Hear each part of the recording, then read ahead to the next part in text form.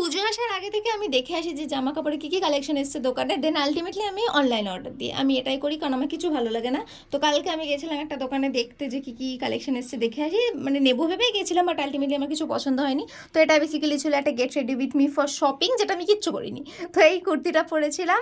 আর কদিন ধরে আমি মানে পার্সোনাল ওপিনিয়ন দিচ্ছি, আমার স্কিনটা আমার নিজের খুব ভালো লাগছে, আমি স্কিন কেয়ারে কিছু জিনিস বাদ দিয়েছি, বাট যেটা ভীষণ ইম্পর্টেন্ট সেটা হচ্ছে সানস্ক্রিন। হ্যাঁ, আমি দিতে গিয়ে ফেলে দিয়েছিলাম।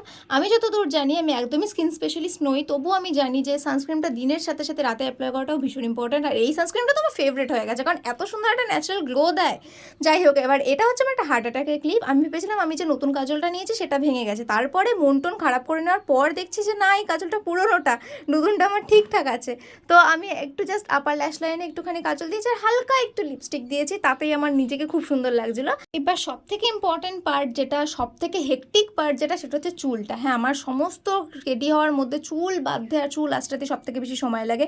আমার চুলটা খুলে আমার নিজেকে খুব ভালো লাগে, কিন্তু কিছু করার নেই, একেই গরম তার মধ্যে রাত, তো আমাকে সেই চুলটা বাঁধাতেই বেরিয়ে। আর আমি নাচছিলাম এটা ভেবে যে শীতকাল আসছে তো আমি আবার চুল খুলে থাকতে পারবো।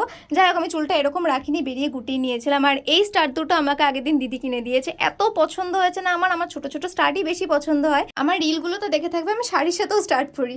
যাই হোক, এটা ছিল আমার ভীষণ সিম্পল একটা গেট রেডি উইথ মি। যদি ভিডিওটা ভালো লেগে থাকে আমাকে জানিও। সবাই খুব ভালো থেকো, দেখা হচ্ছে পরের ভিডিওতে, টাটা।